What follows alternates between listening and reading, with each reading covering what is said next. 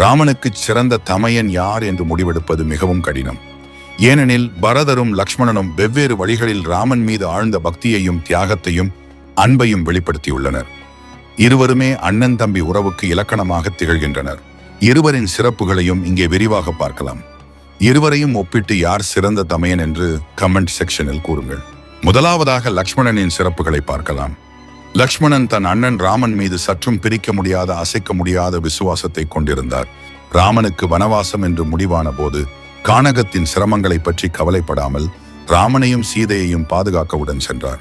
14 ஆண்டுகள் வனவாசத்தின் போது அவர் ராமனுக்கும் சீதைக்கும் சேவை செய்வதையே தன் கடமையாக கொண்டிருந்தார்.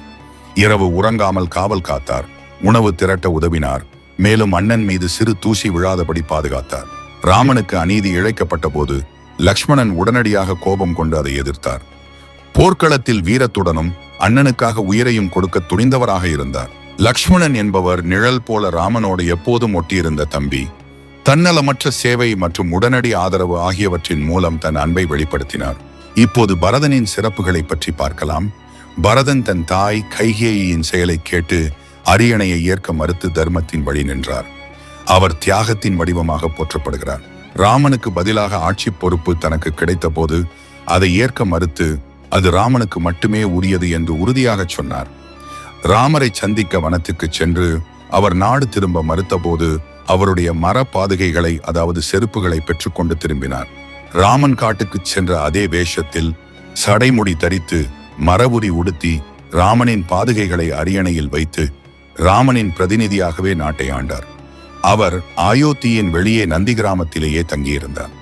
14 ஆண்டுகள் தான் ஒரு சேவகனாக இருந்து ராமரின் பாதுகையை தினமும் வணங்கி ராமனுக்காக ஆட்சியை பாதுகாத்து கானக வாழ்வின் கஷ்டங்களை உணர்ந்தே வாழ்ந்தார். பரதர் என்பவர் தியாகத்தின் சிகரம் போல அண்ணன் இல்லாத போதும் அவர் மீதுள்ள அன்பின் காரணமாக அரசபோகத்தை துறந்த தம்பி ஆவார். சேவையின் அடிப்படையில் எப்போதும் உடனிருந்து ஆபத்துகளில் தோள் கொடுத்து நிழலாகச் சேவை செய்தவர் லக்ஷ்மணன். தியாகத்தின் அடிப்படையில் மிகப்பெரிய ராஜபோகத்தை துறந்து அண்ணனின் ஆணைக்காக தவ வாழ்க்கை மேற்கொண்டு தர்மத்தின்படி நாட்டை பாதுகாத்தவர் பரதன். எனவே இந்த இருவரில் யார் சிறந்தவர் என்று தனித்துச் சொல்வது கடினம். லக்ஷ்மணன் உடனடி சேவை மற்றும் அர்ப்பணிப்புக்கு இலக்கணம், மேலும் பரதன் மகத்தான தியாகம் மற்றும் தர்மத்தை காப்பதில் இலக்கணம். ராமனுக்கு இருவருமே மிகச் சிறந்த தம்பிகள்தான். இருவரில் யார் சிறந்தவர் என்ற உங்களுடைய கருத்தை கமெண்ட் செக்ஷனில் கூறுங்கள். இந்த பதிவு உங்களுக்கு பிடித்து இருந்தால் சேனலை சப்ஸ்கிரைப் செய்யவும்.